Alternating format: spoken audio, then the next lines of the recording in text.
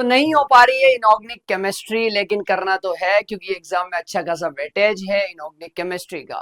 तो आज की इस वीडियो में हम लोग डिटेल में डिस्कशन करेंगे कि कैसे हमें इनऑर्गेनिक केमिस्ट्री को याद करना है, उसके बाद उसकी प्रैक्टिस भी करनी है एंड देन आफ्टर उसको हमें सही तरीके से रिवाइज भी करना है, सो दैट नीट का एक एक क्वेश्चन हमसे इनऑर्गेनिक केमिस्ट्री का बन पाए। क्योंकि इनऑर्गेनिक केमिस्ट्री का क्वेश्चन करना हमारे लिए जरूरी है, क्यों? बिकॉज वो क्वेश्चन हमसे 20 सेकेंड्स 30 सेकेंड्स में कंप्लीट हो जाएगा, वेयर एज फिजिकल केमिस्ट्री का क्वेश्चन अगर हम करेंगे तो उसमें हमें 1.5 मिनट 2 मिनट डेफिनेटली लगते हैं। ये बात मानते हो आप सब?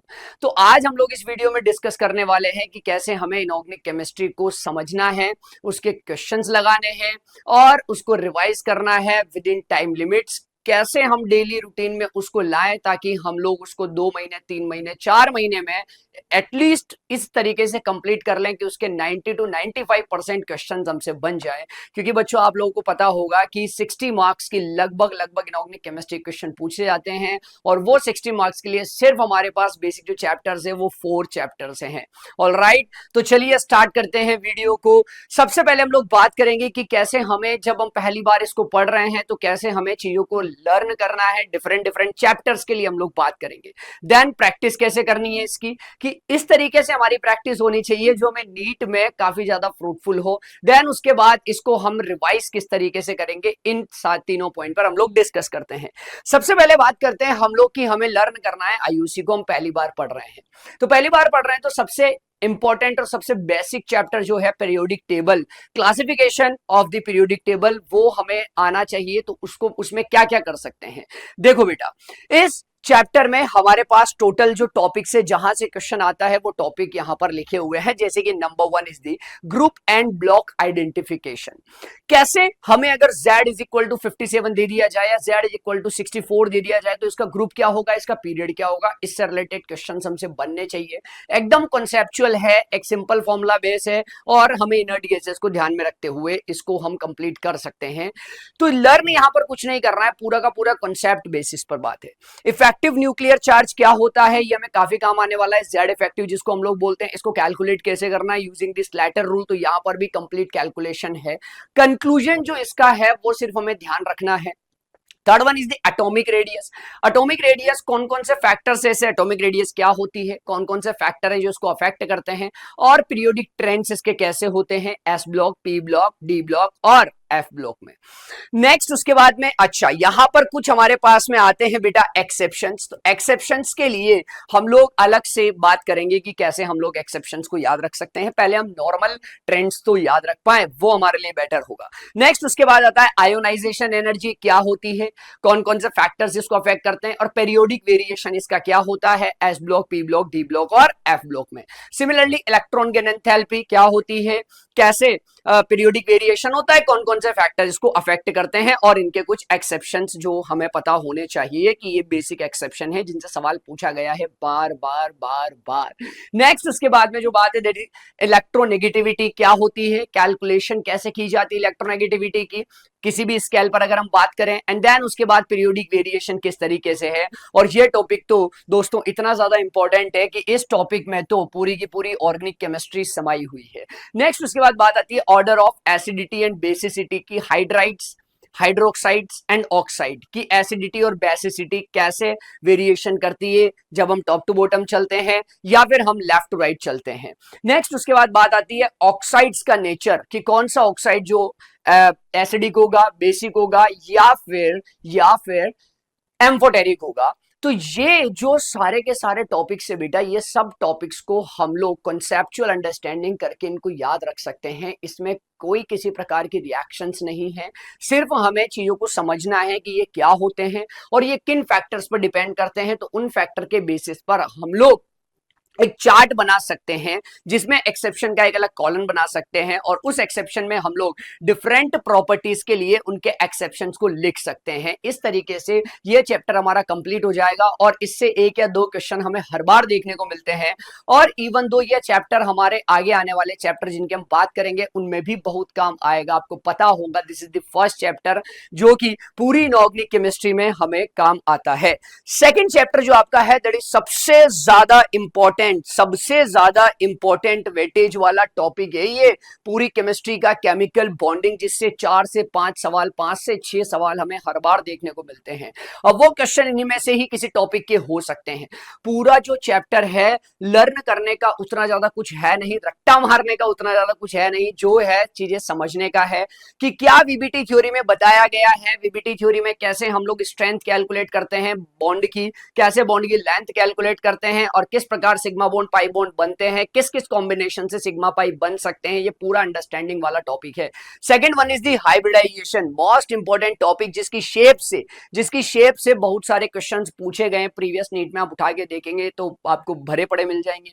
इसमें हमको थोड़ी सी बातें याद रखने वाली होती है कि यार कौन सा हाइब्रिडाइजेशन में कौन सी शेप हो सकती है, किस प्रकार का ये केस हो सकता है, कितने बॉन्ड्स पेयर और कितने लोन पेयर पर हम लोग क्या शेप बताते हैं, क्या बॉन्ड एंगल्स बताते हैं। नेक्स्ट जो बात आती है दैट इज बॉन्ड पैरामीटर, मतलब बॉन्ड की लेंथ, बॉन्ड की स्ट्रेंथ और बॉन्ड की एनर्जी किस प्रकार से वेरी करती है डिफरेंट मॉलिक्यूल्स के लिए, क्या क्या फैक्टर्स होते हैं जो बॉन्ड लेंथ को, बॉन्ड एनर्जी को, बॉन्ड एंगल को अफेक्ट करते हैं, उनके ऑर्डर वाले क्वेश्चंस को कैसे हम लोग बता सकते हैं कि किस में ज्यादा बॉन्ड एंगल होगा, किस में कम बॉन्ड लेंथ होगी, and all. Third last second जो टॉपिक है दैट इज हाइड्रोजन बॉन्डिंग, जो कि कंप्लीटली वंडरवॉल फोर्स का टॉपिक है। तो हाइड्रोजन बॉन्डिंग से इंट्रामोलिकुलर, इंटरमोलिकुलर हाइड्रोजन बॉन्डिंग सब कुछ समझने वाली चीजें हैं बेटा, है ना। कैसे हाइड्रोजन बॉन्डिंग स्टेबिलिटी को, सोल्यूबिलिटी को, है ना, वोलेटाइल नेचर को अफेक्ट करता है, और साथ में वंडरवॉल फोर्सेस जो हम जानते हैं, ion dipole, dipole dipole, dipole induced dipole, किसम forces, Dibai forces, London forces हम लोग इनको बोलते हैं। नेक्स्ट इंपॉर्टेंट टॉपिक है एमओटी, यहां से भी क्वेश्चन आए हुए। देखो इस चैप्टर के सारे ही टॉपिक इंपॉर्टेंट है, तो सारे ही टॉपिक आप लोगों को आने चाहिए कि कैसे हम लोग एमओटी में बॉन्ड ऑर्डर कैलकुलेट करते हैं, होमोलूमोस क्या होते हैं, बॉन्ड की स्ट्रेंथ कैसे बता सकते हैं, है ना, बॉन्ड की लेंथ कैसे बता सकते हैं, ये बातें हमें इसमें पता होनी जरूरी है। एंटी बॉन्डिंग क्या होता है ना, बॉन्डिंग मॉलिक्यूलर ऑर्बिटल्स क्या होते हैं। Next one is the lattice energy and hydration energy. अगर हम आयनिक बॉन्ड में चले तो ये दो बहुत ही प्यारे से छोटे से कॉन्सेप्ट हैं, lattice energy and hydration energy, जो हमारे आगे ब्लॉक केमिस्ट्री में भी काम में आएंगे, इवन तो फिजिकल केमिस्ट्री में भी ये काम में आते हैं कि लैटिस एनर्जी, हाइड्रेशन एनर्जी से हम लोग किन किन बातों का पता लगा सकते हैं थर्मोकेमिस्ट्री में specially. Next is the solubility of ionic compounds, किन किन फैक्टर्स पे डिपेंड करती है, किन किन फैक्टर्स पे डिपेंड करती है, कैसे हम इसको देखते हैं। पोलराइजेशन ऑल्सो, जो कि यहां पर नहीं लिखा हुआ है बट हम उसको भी करेंगे क्योंकि वो बहुत इंपॉर्टेंट टॉपिक है, पोलराइजेशन, जो कि कोवेलेंट कैरेक्टर जानने में काम आता है आयनिक बॉन्ड्स में। Next is the thermal stability, वही सेम बात कि आयनिक कंपाउंड्स की थर्मल स्टेबिलिटी देखनी है तो कौन कौन से फैक्टर डिपेंड, कौन कौन से फैक्टर्स पर ये डिपेंड करेगा, एंड इसके ऑर्डर्स क्या होने वाले हैं। और लास्ट दी ऑक्सी एसिड्स, ऑक्सी एसिड्स को कैसे हमें याद रखना होता है कि हाइपो कब बन रहा है, पर कब लग रहा है ना, अस कब लग रहा है, इक कब लग रहा है, ये हमें थोड़ा सा याद रखने वाला टॉपिक है। बट या ऑक्सीडेशन नंबर का मदद लेकर हम इसको इजीली याद रख सकते हैं, ठीक है। तो ये फिर से हमारे पास वो वाले टॉपिक्स हो गए ये चैप्टर के, जिनको हमें ढंग से कॉन्सेप्चुअली अंडरस्टैंड करना है, याद रखने का है, नो डाउट है बिल्कुल, बट इनको कंसेप्ट के थ्रू हम समझ सकते हैं, याद करना तो हम रिवीजन में बात करने ही वाले हैं। क्लियर। तो ये चैप्टर में हमने सारे टॉपिक पढ़ लिए, हमने मान लिया प्रीवियस चैप्टर में भी हमने वो सारे टॉपिक पढ़ लिए और यहां पर भी ये सारे टॉपिक पढ़ लिए, तो हमें एक अच्छा खासा अब तक इनऑर्गेनिक केमिस्ट्री का आइडिया माइंडसेट में बैठ चुका है कि हाँ इसके बारे में इनऑर्गेनिक केमिस्ट्री में बात होती है। नेक्स्ट चैप्टर जो भी काफी इंपॉर्टेंट चैप्टर है, कोऑर्डिनेशन कंपाउंड, कोऑर्डिनेशन केमिस्ट्री। यहां से कौन कौन से टॉपिक हैं को हम समझ सकते हैं, याद रखने वाला क्या है और समझने वाला क्या है, ध्यान दीजिए। वर्नर थ्योरी और कुछ डेफिनेशंस, लिगेंड क्या होते हैं और मेटल कार्बोनिल क्या होते हैं, नेमिंग्स कैसे करते हैं हम लोग कोऑर्डिनेशन कंपाउंड के, उसके कुछ रूल्स है जो क्लियरली एनसीईआरटी में दिए हुए हैं, आप बिंदास एनसीईआरटी से पढ़िए, इसको कोई प्रॉब्लम नहीं है। वीबीटी थ्योरी, सीएफटी थ्योरी, ये दोनों बॉन्डिंग्स की थ्योरी है, इनके बेसिस पर कलर कैसे निकाल सकते हैं, किसी भी कंपाउंड का कलर्ड होगा या कलरलेस होगा। देन उसके बाद में सबसे important topic that is isomerism. यहां पर जरूर थोड़ा सा हमें ध्यान रखना पड़ेगा, बट इसके क्वेश्चंस पूछे जाते हैं, तो ये टॉपिक्स है जिनको हम पढ़ करके कॉन्सेप्चुअली अंडरस्टैंड करके इनको याद रख सकते हैं। बट आने वाले दो चैप्टर्स जहां पर समझ में नहीं आता कि समझे क्या सर, हमें यही प्रॉब्लम हो जाती है, लेकिन अभी हम लोग इसकी बात करते हैं। और ये जो दो चैप्टर है उसमें नंबर 1 चैप्टर है ब्लॉक केमिस्ट्री, अरे बच्चों, ब्लॉक केमिस्ट्री को अगर आपको याद रखना है तो मैं आपको फिजिकल केमिस्ट्री में थोड़ा सा ले जाना चाहूंगा। फिजिकल केमिस्ट्री का एक चैप्टर जिसको हम रेडॉक्स कहते हैं और दूसरा चैप्टर जिसको हम इलेक्ट्रोकेमिस्ट्री कहते हैं। लेकिन ये पूरा चैप्टर आपको आने की जरूरत नहीं है। रेडॉक्स में सिर्फ आपको यहां पर इतना पता होना चाहिए कि ऑक्सीडाइजिंग एजेंट, रिड्यूसिंग एजेंट और ऑक्सीडेशन नंबर कैसे कैलकुलेट किए जाते हैं। इलेक्ट्रोकेमिस्ट्री में आपको सिर्फ ये ध्यान रखने की जरूरत है कि जो एसआरपी एसओपी की सीरीज, इलेक्ट्रोकेमिकल सीरीज जिसको हम कहते हैं, जिसमें एसआरपी एसओपी की वैल्यूज दी होती है, उसकी बहुत सारी ट्रिक्स हैं और इसके इर्द गिर्द जो बातें करी जाती है, किसका ऑक्सीडाइजिंग नेचर होगा, किसका रिड्यूसिंग नेचर होगा, ये अगर आपको याद है तो मैं गारंटीड कह सकता हूं कि आपके लिए ब्लॉक केमिस्ट्री काफी आसान हो जाएगा। क्योंकि ब्लॉक केमिस्ट्री की जो रिएक्शंस आती है, उन रिएक्शंस में वैसे देखो काफी पार्ट तो हट चुका है, बट फिर भी अगर कोई रिएक्शन वाला पार्ट है तो उसको आप ऑक्सीडेशन नंबर से या फिर ऑक्सीडाइजिंग नेचर, रिड्यूसिंग नेचर से करने की अगर आप कोशिश करते हैं, पढ़ने पर जब आपको लगता है कि इतने रिएक्शन कैसे याद रखूं, तो आप थोड़ा सा दिमाग लगा करके उसको इनसे रिलेट करने की कोशिश कीजिए। वो चीजें आपकी काफी आसान हो जाएंगी। ठीक है, जिनमें कि डी एंड एफ ब्लॉक सबसे ज्यादा इंपॉर्टेंट है। डी एंड एफ ब्लॉक में हमारे पास जो टॉपिक है वो बेसिक फिजिकल प्रॉपर्टी, जो हम ऑलरेडी कवर कर चुके हैं कहां पर, पीरियोडिक टेबल में। बट फिर भी आपको यहां पर थोड़ी सी, जैसे कि मेल्टिंग पॉइंट, बॉइलिंग पॉइंट्स हो गए, कलर हो गए कंपाउंड्स के, फ्लेम कलर हो गए, तो वो आपको ध्यान रखने पड़ेंगे। केमिकल प्रॉपर्टीज की, इनकी जो रिएक्शंस होती है, एयर के साथ होती है नहीं होती है तो कैसे होती है, एसिड के साथ होती है, वाटर में सोल्यूबल होते हैं नहीं होते हैं, तो ये सारी रिएक्शन, लिक्विड NH3 के साथ कैसी रिएक्शन होती है हमें ध्यान रखनी होती है।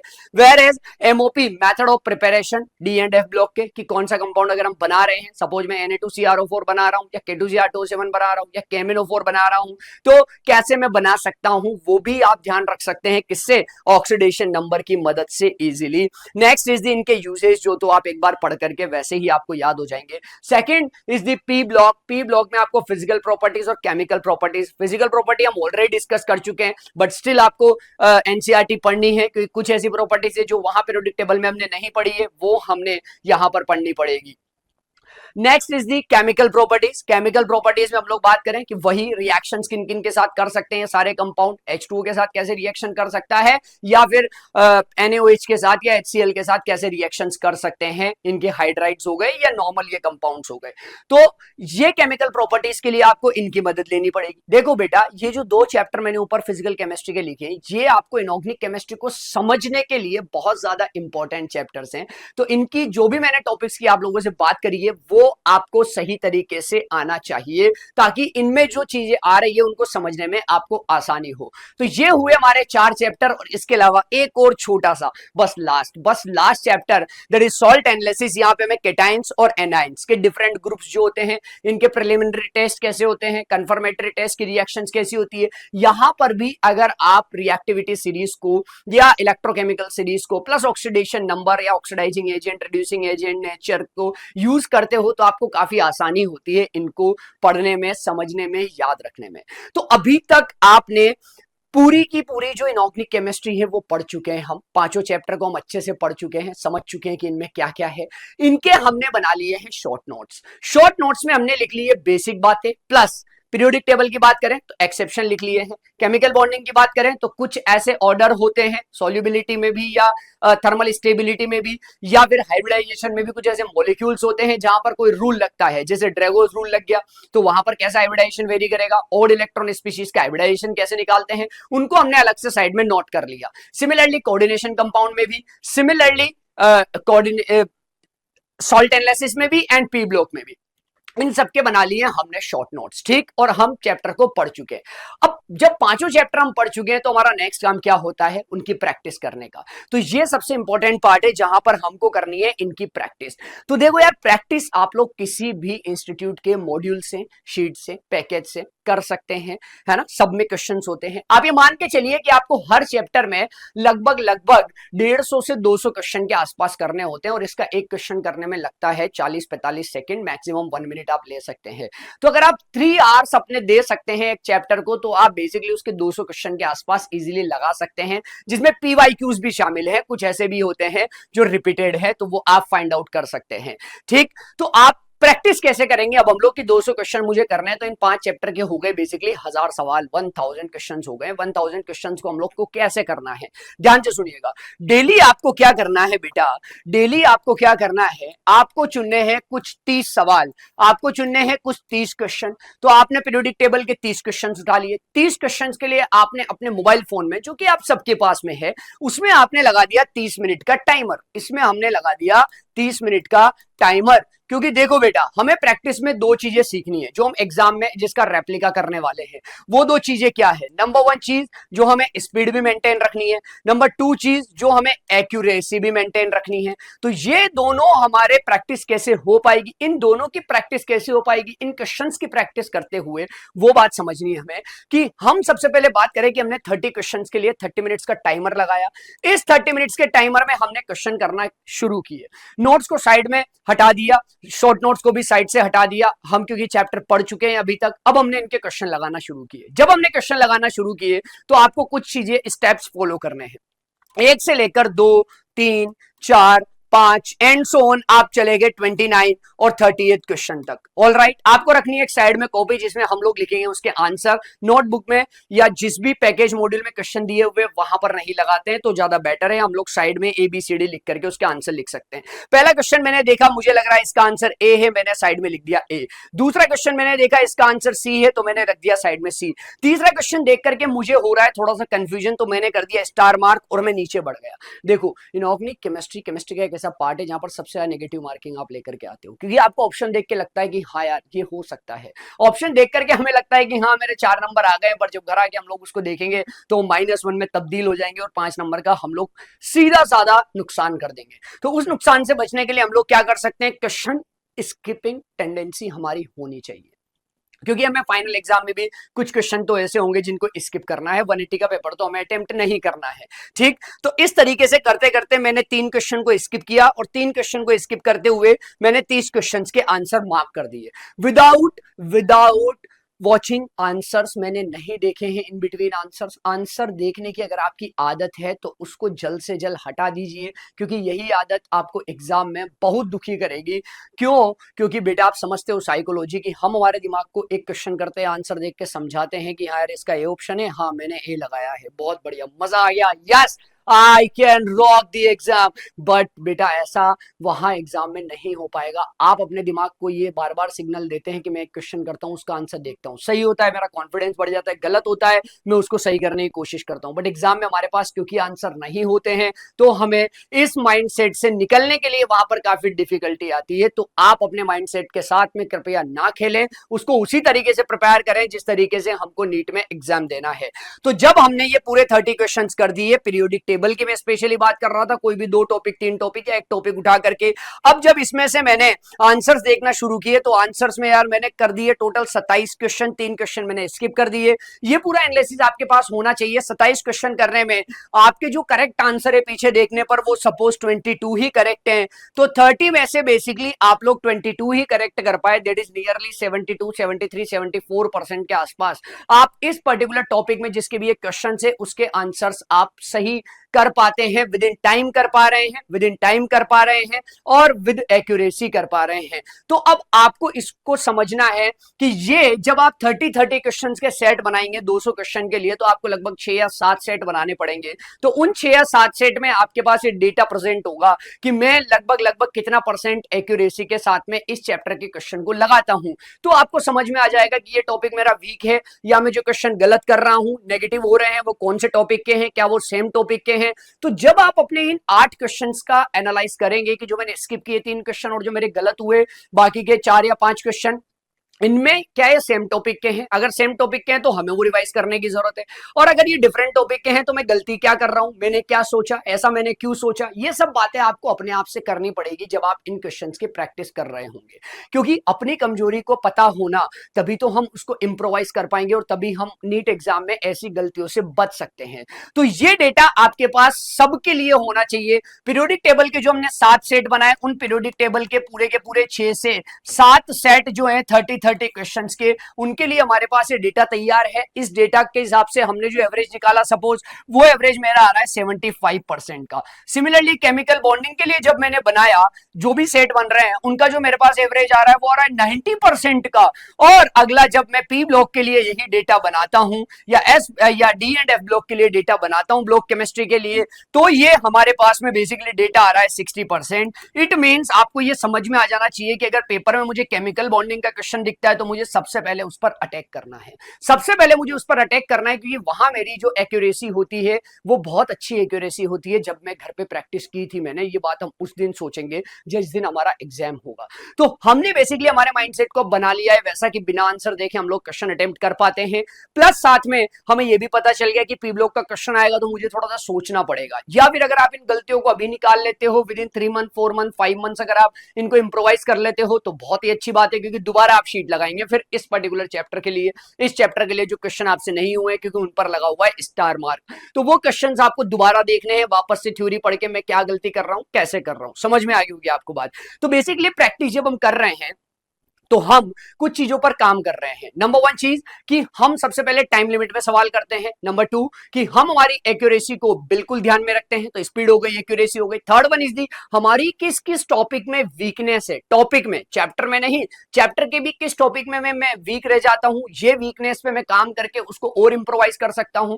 तो ये कुछ बेनिफिट है जो मैंने इन चैप्टर्स की प्रैक्टिस करी, और प्रैक्टिस करने के बाद ये वाली चीज अगर आपने फॉलो करी है तो आपकी ये 3-4 चीजें जो माइंडसेट आपका बने वो उसी तरीके से बिल्ड होगा एग्जाम के लिए। समझ में आ रही है आपको बात, समझ में आ रही है। यही काम आप फिजिकल केमिस्ट्री के साथ और ऑर्गेनिक केमिस्ट्री के साथ भी कर सकते हैं, टाइमर वाला, जिसमें आपकी एक्यूरेसी, स्पीड और आपकी वीकनेस का आपको पता लगता है, जिसको आप इंप्रोवाइज कर सकते हैं।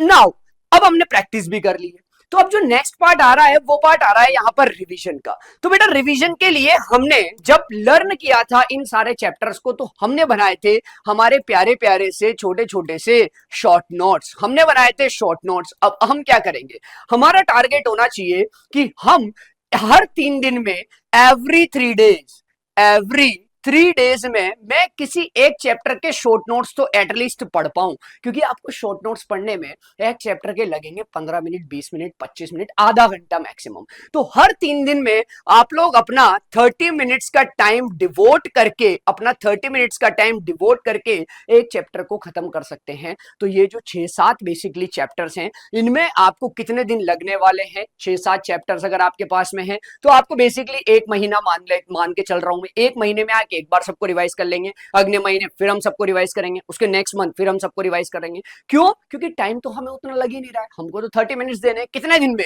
3 दिन में। 3 दिन में 30 मिनट्स देना तो बहुत आसान बात है यार, उसमें अगर हमारे 60 मार्क्स का पोर्शन कंप्लीट हो पा रहा है तो बेस्ट है। मुझे पता है कि आपके पास बायोलॉजी भी है पढ़ने के लिए, फिजिकल केमिस्ट्री भी है, ऑर्गेनिक केमिस्ट्री भी है, फिजिक्स भी है डेफिनेटली पढ़ने के लिए, लेकिन हर 3 दिन में 30 मिनट्स का टाइम देना हमारे लिए कोई बड़ी बात नहीं है, क्योंकि हम जो टारगेट कर रहे हैं वो हम 60 मार्क्स को लगभग 50 to 55 मार्क्स का टारगेट कर रहे हैं कि इतने तो मुझे लाने हैं ऑर्गेनिक केमिस्ट्री में। और क्योंकि टाइम कम लगता है तो यहाँ का जो हमारा टाइम बचेगा वो हम फिजिकल केमिस्ट्री और फिजिक्स में यूज कर सकते हैं। तो ये हुआ रिवीजन का एक मेथड जो कि हम शॉर्ट नोट्स के जरिए कर सकते हैं। इसमें हम लोग जो चैप्टर लेने वाले हैं बेसिकली वो पीरियोडिक टेबल, केमिकल बॉन्डिंग और कोऑर्डिनेशन कंपाउंड लेने वाले हैं। नेक्स्ट जो बचते हैं हमारे पी ब्लॉक और इसके अलावा डी ब्लॉक और इसके अलावा सॉल्ट एनालिसिस। उसके लिए हम क्या कर सकते हैं कि देखो बेटा, जो भी रिएक्शन वाला पार्ट है, जो भी रिएक्शन वाला पार्ट है उसमें आप रिकॉल मेथड को यूज कर सकते हो। What is recall method? कि ए कोई रिएक्शन कर रहा है बी के साथ और जो प्रोडक्ट बनता है, यहां पर बेसिकली ये 3 चीजें हो जाती है कि ए रिएक्शन करता है बी के साथ, अगर कोई कैटलिस्ट है तो वो भी इंक्लूड हो गया है, प्लस साथ में प्रोडक्ट बनता है। तो हमें सारी रिएक्शंस को एक साथ में लिख लेना है, चाहे वो पी ब्लॉक की हो, डी एंड एफ ब्लॉक की हो या फिर सॉल्ट की हो। उन सारी रिएक्शंस को लिखने के बाद हमको क्या करना होता है, सारे प्रोडक्ट को छुपा देना है। सारे प्रोडक्ट को छुपा करके हमें कोशिश करनी है ए बी से मैं प्रोडक्ट लिख पाऊं। तो आप जब कोशिश करेंगे तो आप कई बार गलत तो हो जाएंगे या फिर कई बार आप भूल जाएंगे। तो भूल जाएंगे तो आप लोग अपने नोट्स को रेफर कर सकते हैं, शॉर्ट नोट्स को रेफर कर सकते हैं, वहां से देख सकते हैं। क्योंकि इस चीज की प्रैक्टिस भी आप कर सकते हैं हर 7 दिन में एक बार। आप हर एवरी 7 डेज में ये जो इनऑर्गेनिक की रिएक्शन वाला पार्ट है वो आप एक बार फटाफट से कर सकते हैं। इसको करने में आपको हार्डली 1 आवर या 1.5 आवर का टाइम लगने वाला है। सिमिलर काम, आपने एक बार ए बी देखा, प्रोडक्ट लिखने की कोशिश करी, प्रोडक्ट को आपने छुपा दिया। दूसरी बार आप क्या करेंगे, उसी 7 दिन में, नेक्स्ट डे या उसके अगले दिन या उसके अगले दिन, जब भी आपको टाइम मिल रहा है, आप ये करेंगे कि अब की बार आप बी को छुपा देंगे, ए को देखेंगे, प्रोडक्ट को देखेंगे, ए को देखेंगे, प्रोडक्ट को देखेंगे, ए को देखेंगे, प्रोडक्ट को देखेंगे कि यार Cl2 से Cl minus plus ClO3 minus बन रहा है, तो मुझे क्या ऐड करना पड़ रहा है जिससे ये बन रहा है। ओ हाँ, याद आ गया, मुझे तो हॉट एंड कंसंट्रेटेड NaOH या बेस यूज करना पड़ रहा है, तब जाकर के ये बन रहा है। तो इस प्रकार से हम लोग इसको हाइड करके इसको लिख सकते हैं, इसको हाइड करके इसको लिखा जा सकता है ना। तो ये करने से बेसिकली हर 7 दिन में मेरा ये 2 बार रिवाइज हो रहा है। और इस तरीके से अगर मैं एक महीने में इसको 4 बार रिवाइज करता हूं, फिर मैं अगले महीने भी रिवाइज करता हूं, तो गारंटीड आप इसको कभी भी नहीं भूल पाएंगे। तो इन बातों का ध्यान रख के आप अपनी इनऑर्गेनिक केमिस्ट्री को फोड़ सकते हैं। तो ऐसी हम लोग वीडियो नेक्स्ट टर्न पे बात करेंगे फिजिकल केमिस्ट्री के लिए और ऑर्गेनिक केमिस्ट्री के लिए किन किन बातों का हमें ध्यान रखना चाहिए। होपफुली ये वीडियो आपको पसंद आया होगा, पसंद आया हो तो लाइक करें और सब्सक्राइब तो आपने कर ही रखा होगा। बाकी मिलते हैं हम लोग नेक्स्ट वीडियो में, तब तक के लिए टाटा बाय बाय।